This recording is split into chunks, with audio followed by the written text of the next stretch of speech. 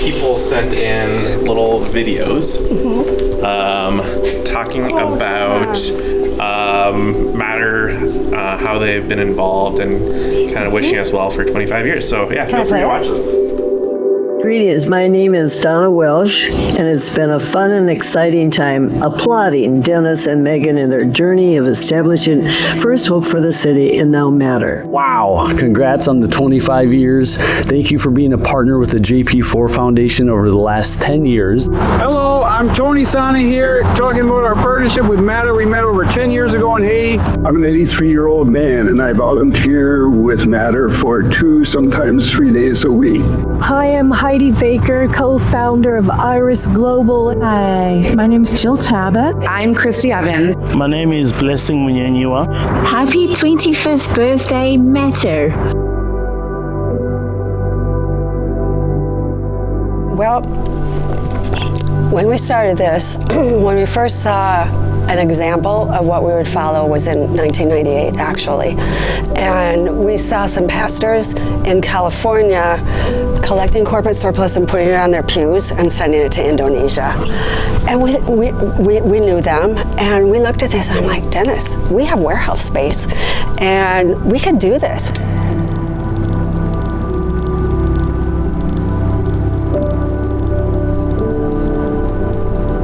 What role did your faith play in that decision to begin, and kind of how has that guided this process to where we are? Well, this was a mission for us, and without faith, there is no mission. And so our love for the poor is what compelled us, and God commands us in Scripture, in several places, to take care of the poor. Every breath is a gift from God, and every life matters, from our first breath until our last breath. Was there a turning point or maybe a milestone where you realized, okay, we had a good idea, we've now got to work on it, but this is maybe going to be bigger than we realized? Yes. And what happened then? There was a moment. Katrina hit, and this whole city came together. All the news channels covered it, and we sent 125 semis of specifically needed goods in 6 weeks to Louisiana. And no one else in the whole country did that. And the whole community got into it, and we had 15 containers dropped all over the Twin Cities. And every night the news would have us on, and they're like, what are they asking for tonight? And I'm like, they need Gatorade, and they need baby formula, and they need this, and they need that. And the next day, it would all start coming.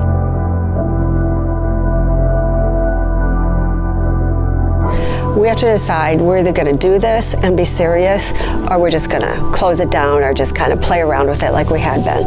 And so we prayed about it and thought about it, and so we gave it a try.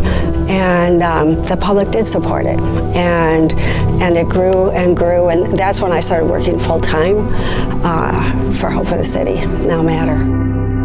Yeah, so that really was, I know you've shared that before, that was kind of the event that put Hope for the City on the map. Yeah.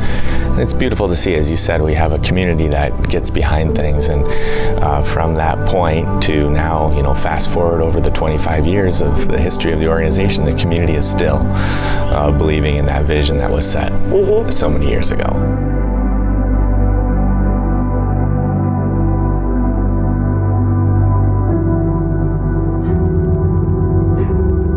Our soccer balls have now been distributed to 26 countries. Over 6,000 kids fed right in our own backyard. Provides snacks to over 5,000 kids a year. They also helped us build a tech center where our kids learn about technology and do math and STEM every day.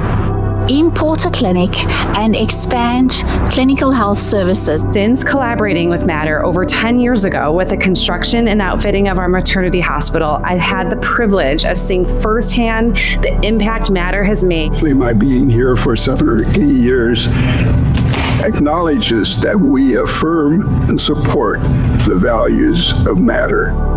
Over this last 8 years, have possibly impacted over 100,000 lives. here in Zimbabwe. 25 years of feeding the hungry, 25 years of reaching the poor, 25 years of being the hands of His love extended.